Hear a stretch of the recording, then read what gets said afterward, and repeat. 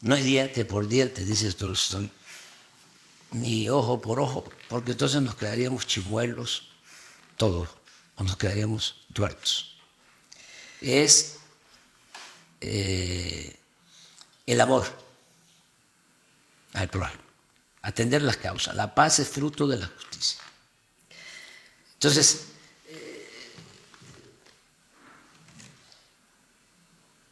vamos a hablar del principal problema de Estados Unidos. ¿Cuál es? A ver, te pregunto. Una nación tan fuerte que destina la mitad de su presupuesto A la a la guerra. industria bélica, que tiene una economía muy fuerte, que tiene un problema hoy grave y doloroso,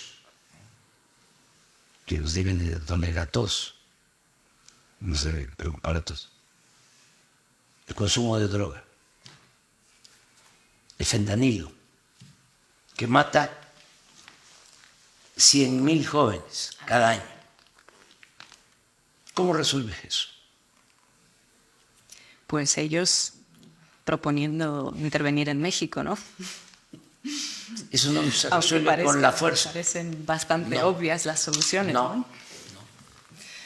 Sí, Atender hay que las atender las causas.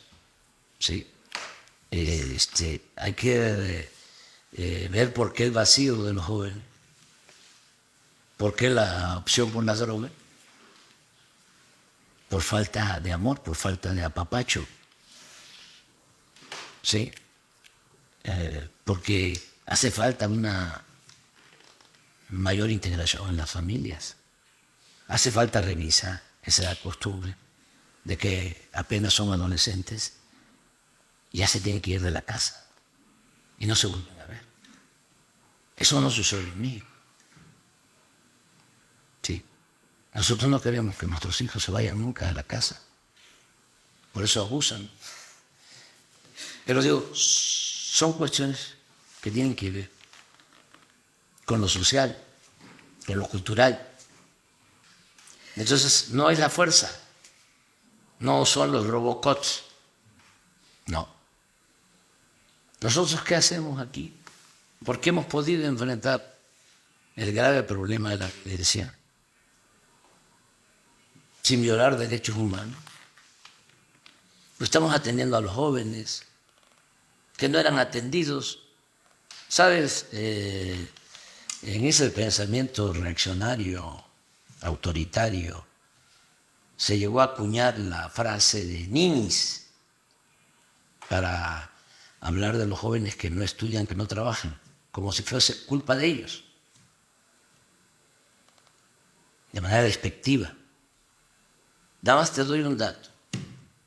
En 5 sexenios anteriores al nuestro, en 30 años, destinaron a los jóvenes, los gobiernos, 7.000 millones de pesos.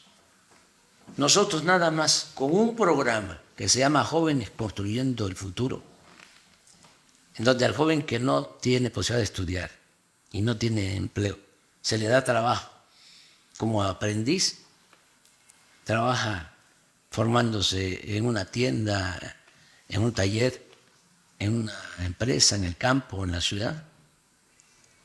Con ese programa, que ya vamos a tener 3 millones de jóvenes beneficiados con ese programa, 110.000 millones de pesos.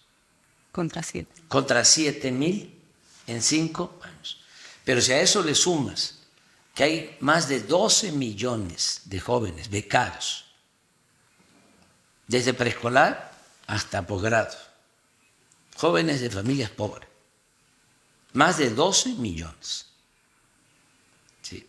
Que son lo mismo, como 120.000 millones al año, ¿sí?, para los jóvenes. Entonces, ¿cómo se combate el narcotráfico? ¿Cómo se combate violencia. Pues que los jóvenes no se vean obligados a tomar el camino de las conductas antisociales, que no los enganchen las bandas y que el joven pueda tener garantizado el derecho al estudio, el derecho al trabajo. Y eso es una manera más eficaz y sobre todo más humana de enfrentar el problema. Entonces yo estoy convencido de que nuestra estrategia, se burlan de nosotros cuando digo abrazos, no balazos. No me importa. Nosotros hemos logrado aquí reducir considerablemente la delincuencia en todas las vertientes. Homicidio, que es lo que más nos ha costado, 20% menos. Secuestros, 75% menos. Feminicidios, 25% menos. Robo en general, 40% menos. Robo de vehículos, 45% menos. Pero te doy un dato, hoy en la mañana se hablaba. Por las becas, todos los que estudian en el nivel medio superior, que son adolescentes, que es la más peligrosa, más riesgosa, todos tienen becas. Es universal. 5 millones de estudiantes. En el 18 había una deserción del 14%. En el 18. Sí. Hoy es del 8%. O sea, por ahí es. Entonces, no vamos a cambiar, vamos a mantener la misma política, bueno, en el tiempo que nos queda, que ya está.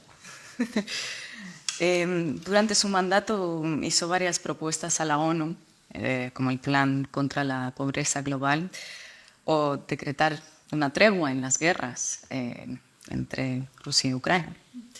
Con la experiencia que tiene hoy, viendo lo que está pasando también en Gaza, ¿no? ¿Qué opinión le tienen los organismos multilaterales? ¿Son necesarios? ¿Seguimos teniendo a apostar por ellas?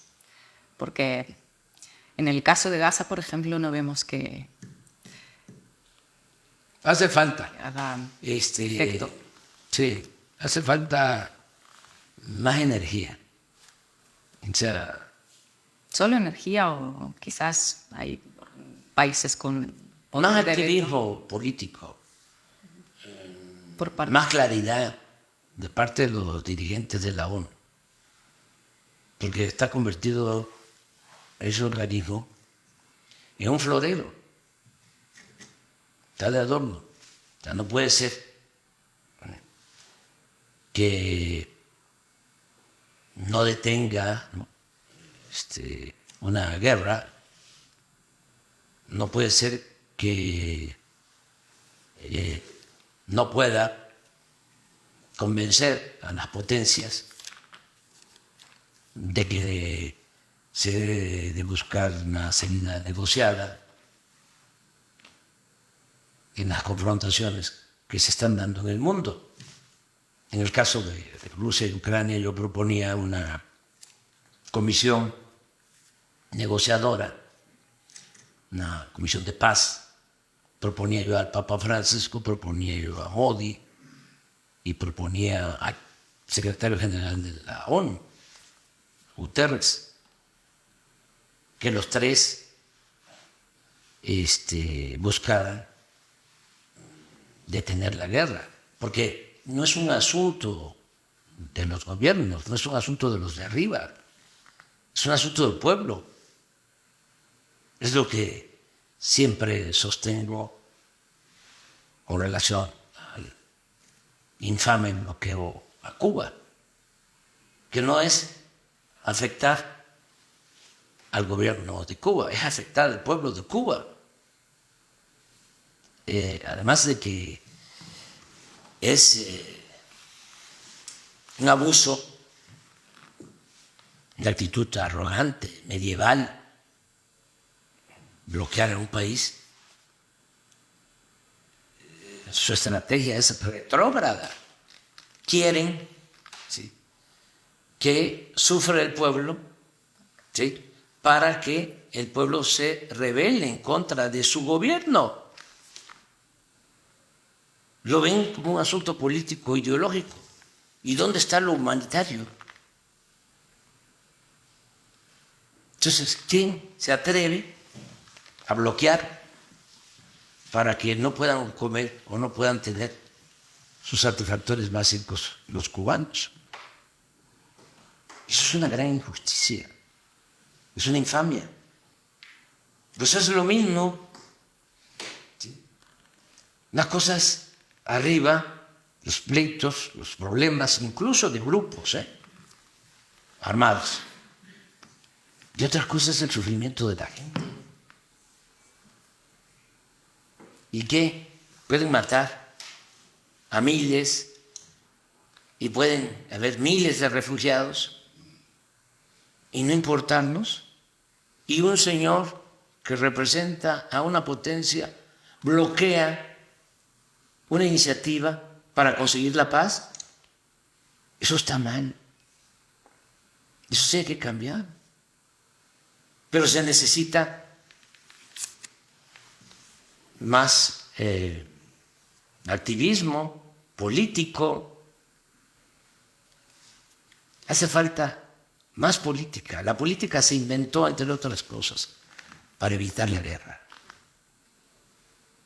Y eso hace falta. En la ONU y en la OEA ni hablamos, pues.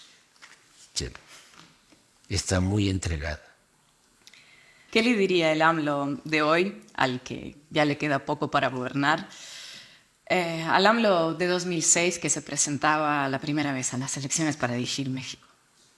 Bueno, que tenía el AMLO de entonces más oportunidad de sacar más rápido del atraso al país, y que a estas alturas ya sería una potencia económica nuestro país. Somos una potencia mundial en lo cultural. Ahí difícilmente nos gana. Eso nos da nuestra fuerza. El México profundo. Tú sabes que antes de que nos invadieran los europeos, aquí no había propiedad privada.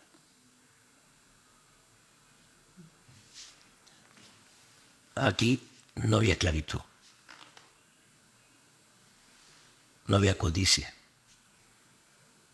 Aquí florecieron grandes civilizaciones.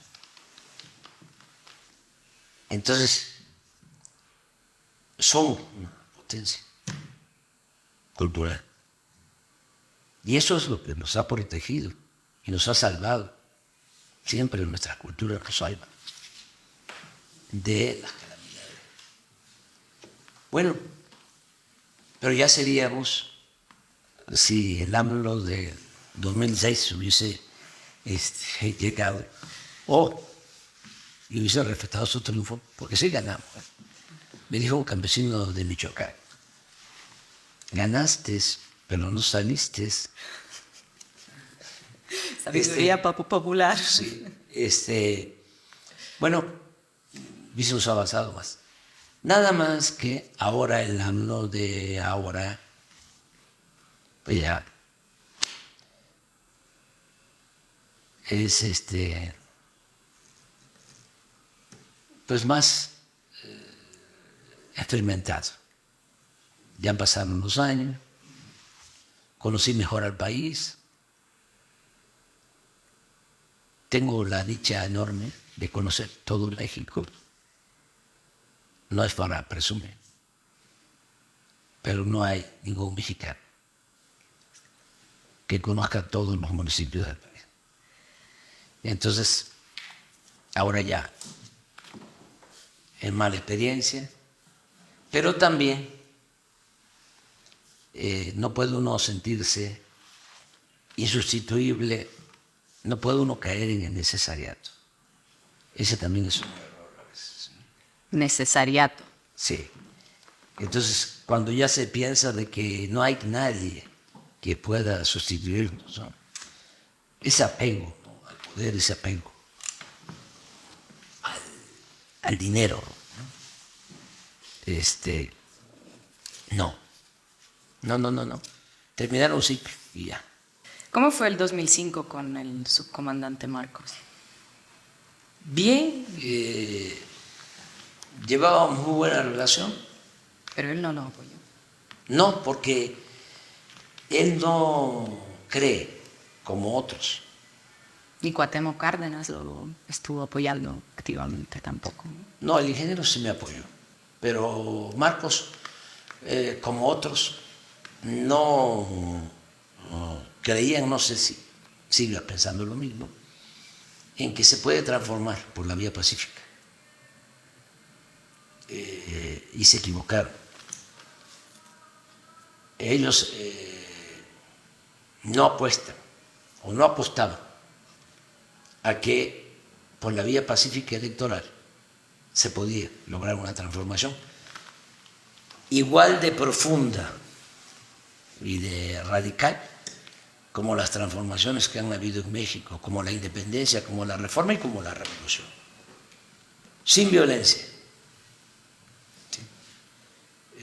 Y ellos no creían en eso. Y mucha gente de izquierda decían, no vamos a poder, nunca lo van a permitir.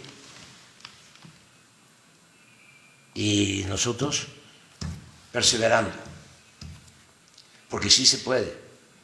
Por eso ahora que se cumplieron 50 años del asesinato, de la muerte del presidente Allende, estuve en Chile, porque él siempre apostó a la vía pacífica y a la vía electoral, y era un pacifista. Por eso fue una canallada la de Pinochet y de los militares que dieron ese golpe de Estado. ¿Cuál fue el mejor presidente para usted de Latinoamérica?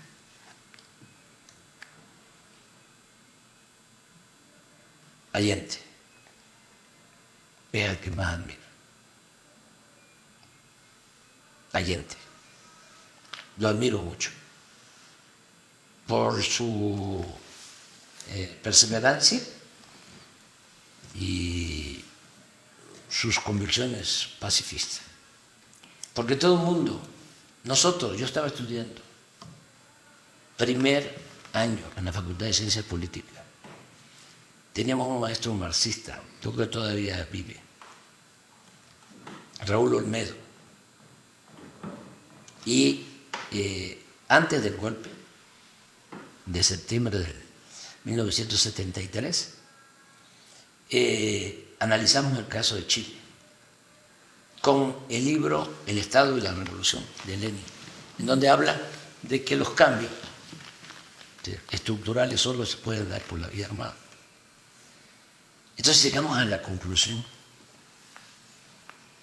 de que lo iban a derrocar antes, como un resultado de un taller de análisis.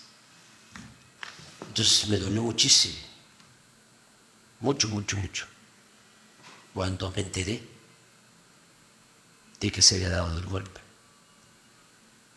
Entonces, un hombre que lucha por la vía pacífica no merece ser tratado así. El que opta por las armas sabe que se trata de vencer o morir. Pero un hombre que quiere la paz hasta para sus adversarios no merece eso. Esta entrevista se hace para un pequeño medio de España Yo sé que tiene un vínculo con Cantabria bastante fuerte. Sí. ¿Cuánto hay de cántabro en AMLO? Bastante, fíjate que mi bisabuela, ¿sabes cómo se llama? No. Se apellidaba Revuelta. Tú sabes que en España los apellidos tienen que ver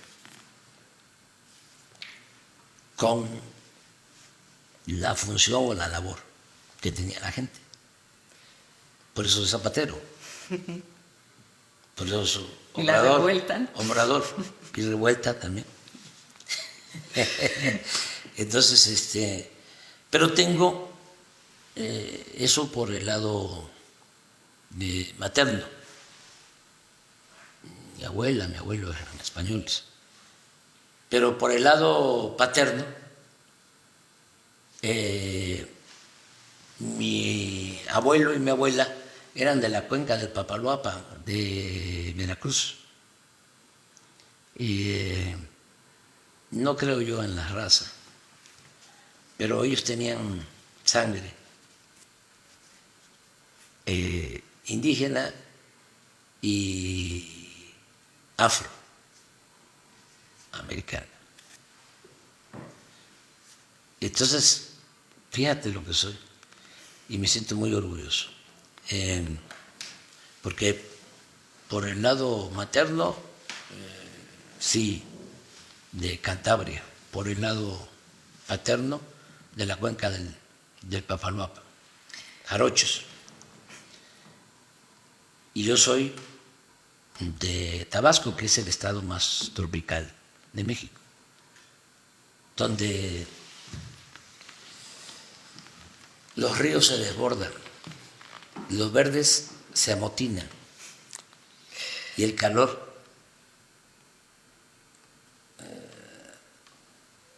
hace que brote con facilidad la ruda franqueza. Somos muy apasionados. A mí me ha costado bastante equilibrar la pasión con la razón, porque también eso es la política. Sí, las grandes cosas se hacen con pasión, pero también se requiere la razón. Volviendo Corazón, a España. Corazón caliente, cabeza fría. Volviendo a España, ¿cree que algún día la corona española pedirá perdón por la conquista o ya da esta batalla? Yo pienso que por sí, perdida? sí, lo van a hacer. Creo que fue un error de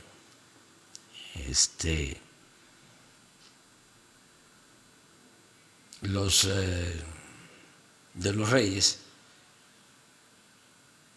porque era la oportunidad, era una oportunidad para iniciar una etapa nueva, porque eso está presente. Además, la propuesta que le hacíamos era, nosotros también vamos a ofrecer disculpas a los pueblos originarios, porque no solo fueron los abusos que se cometieron durante la conquista y la colonia, luego con el México independiente, hubo más esclavitud o igual en la época colonial, sobre todo al inicio, hubo esclavitud. Después no hubo tanta esclavitud. ¿Y sabes por qué? No porque respetaran la libertad de los indígenas, sino porque había mucha disminución de la población por las epidemias, sobre todo por la viruela, y se estaba diezmando la población. Entonces, sí, además de la pandemia, se sobreexplotaba, se iba a despoblar la llamada Nueva España. Eso lo usó hasta de argumento para pedir la libertad de los indígenas Fray Bartolomé de las Casas, defensor de los indios. Y por eso, pues, de manera temprana, 1543, se expidieron las leyes de Indias para no permitir la esclavitud del indígena. Entonces, ¿cuándo hay más esclavitud? Bueno, al inicio, sigue habiendo después, pero después de la independencia, en el Porfiriato, hay una esclavitud inhumana. Por eso escribe Turner, El México Bárbaro. Y habían peones acasillados, que eran azotados, que tenían que trabajar de sol a sol. Para salir de una hacienda había que pedirle permiso al amo. Una hija de un peón no podía casarse sin permiso del amo. Pero eso hace 120 años. O sea, la esclavitud en México es abolida en 1914. El cura Hidalgo, el padre de nuestra patria, por eso es extraordinario, porque él proclama la abolición de la esclavitud. Él no solo lucha por la independencia, lucha por la justicia, lucha por abolir la esclavitud, pero la proclama en 1810, perdón, 1810, 1811, pero la proclama. Sin embargo, no es abolida en la práctica. El peón no era considerado un ciudadano. Sí. Esto se logra hasta después. Entonces, cuando le estamos planteando, vamos a ofrecer disculpas entre todos, ¿sí?, a las comunidades originarias. Bueno, en el Porfiriato asesinaron a 15,000 indígenas yaquis. Ya nosotros hicimos eso. Ya ofrecimos disculpas. Fuimos al perdón.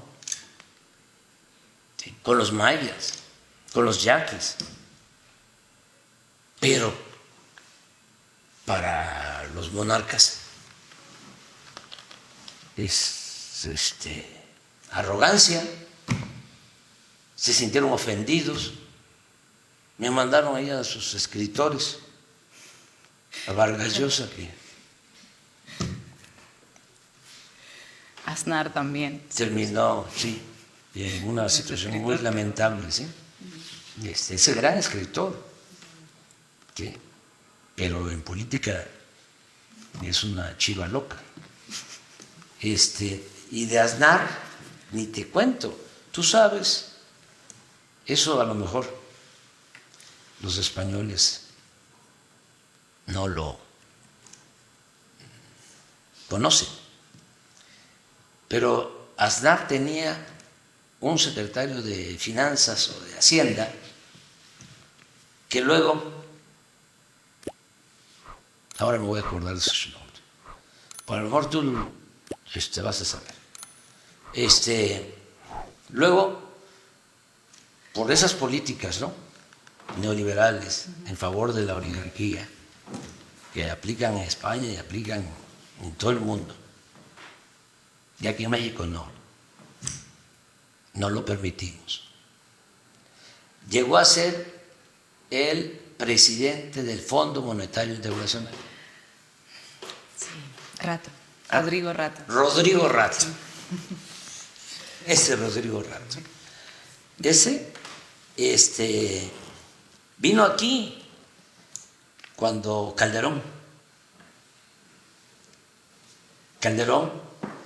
fue el que se robó la presidencia, porque él no ganó la presidencia. Es el que tenía de secretario de Seguridad Pública al que está en la cárcel en Estados Unidos. Genaro García Luna. García Luna, sí. acusado de vínculos con el narcotráfico y probado. Bueno,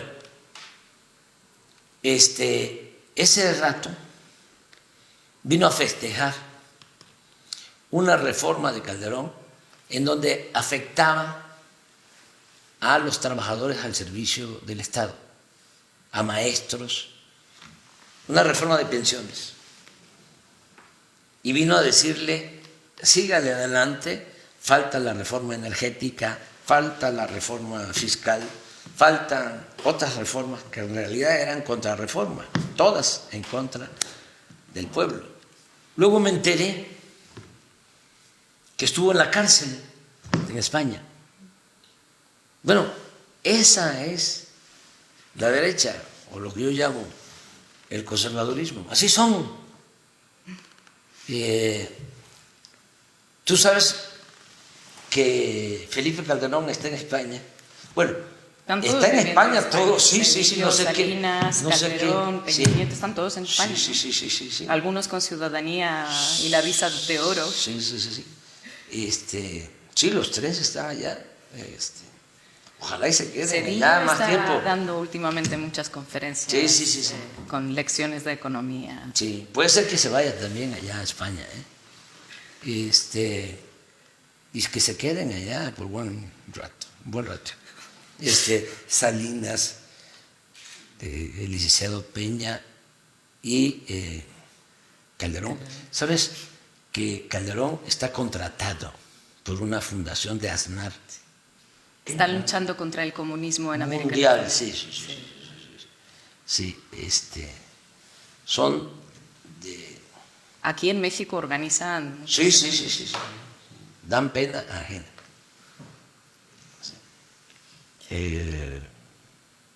Pero afortunadamente en México y en España, España tiene un pueblo extraordinario.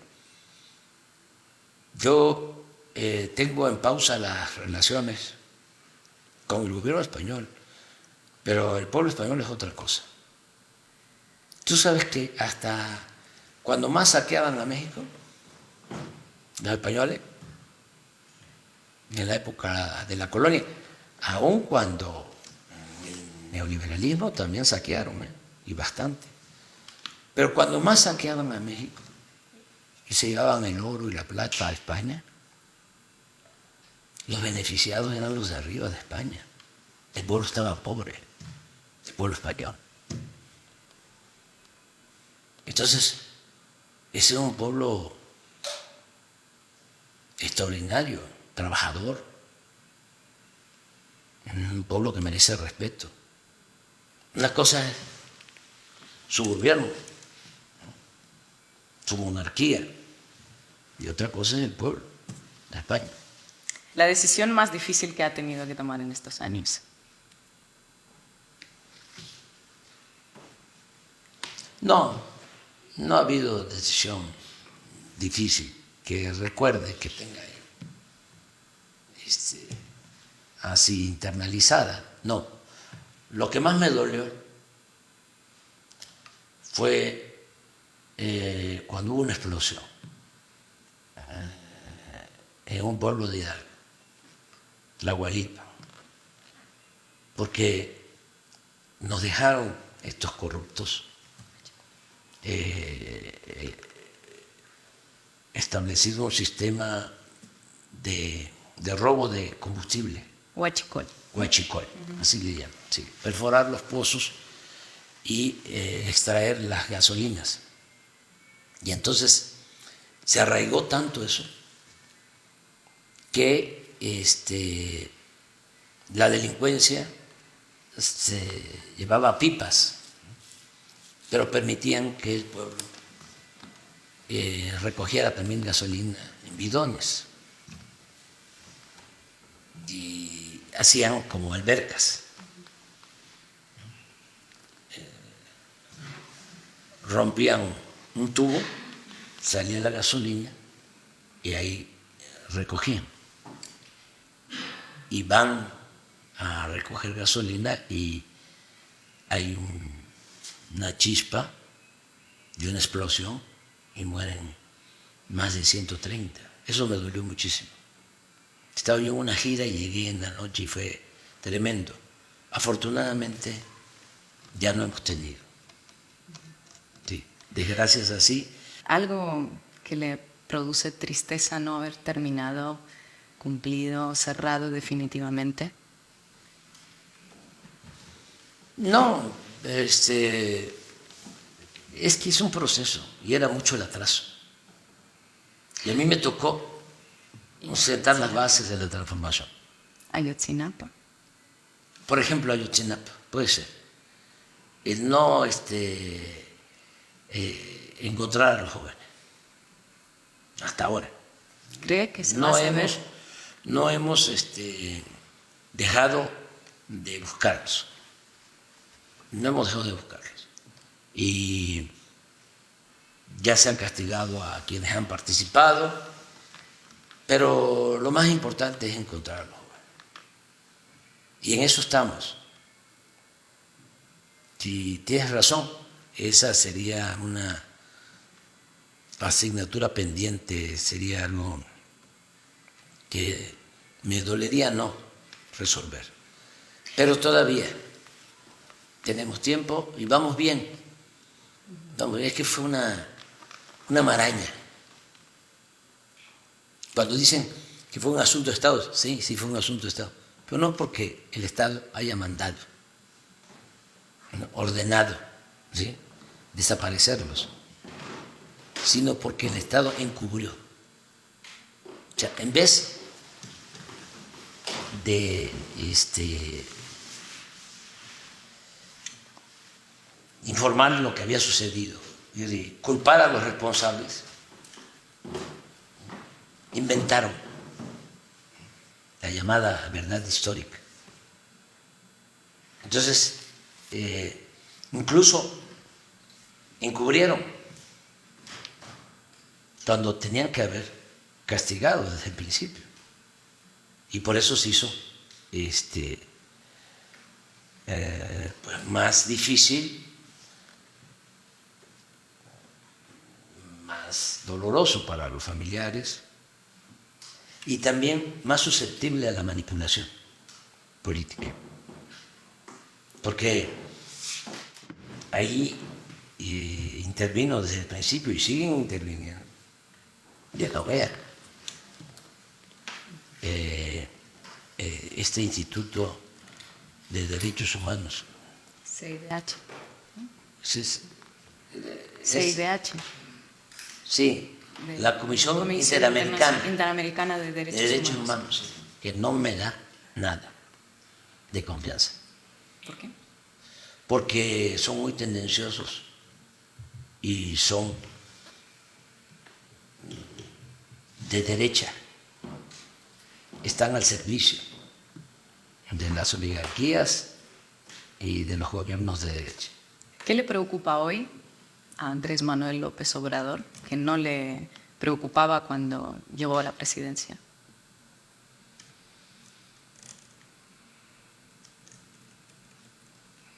No, le tengo mucho cariño y mucha confianza al pueblo de México. El pueblo es mucha pieza. El pueblo a mí me ha rescatado. Cuando empecé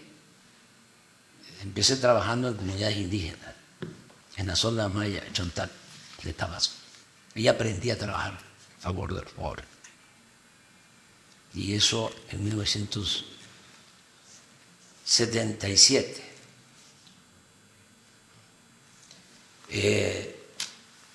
Cuando me sumé al movimiento del ingeniero Cuauhtémoc Cárdenas para buscar la democracia en México, en 1988, los primeros que se adhirieron,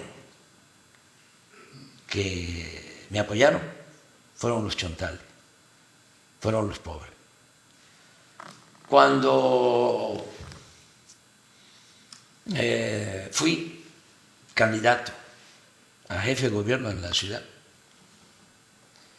enfrenté al PAN en su mejor momento, cuando Fox era candidato. Y era una ola de simpatías a favor de Fox, porque engañaban de que iba a haber un cambio. Y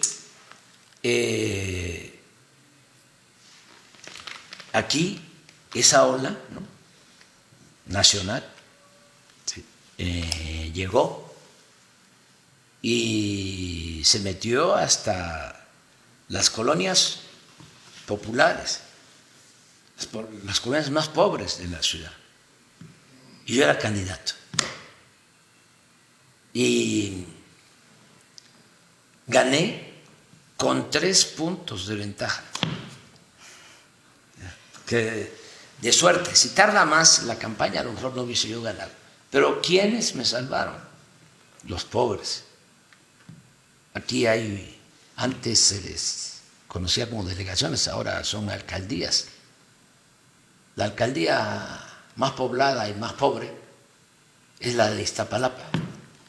Ahí gané con mucha ventaja y eso me permitió ganar la ciudad.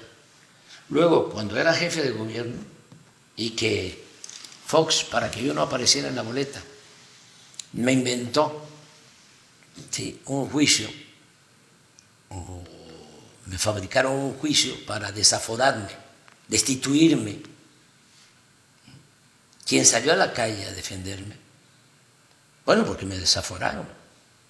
El PRI y el PAN. Se hicieron manifestaciones, yo creo que son las manifestaciones más grandes que se han hecho en la historia de México. Siempre habla de que los pobres. Lo protegen los pobres. Los pobres. Y siempre, bueno, ahora mismo, tú ves una encuesta, y no solo estamos arriba, sino ves quiénes apoyan más, y es clarísimo. Es como una pirámide. ¿Sí?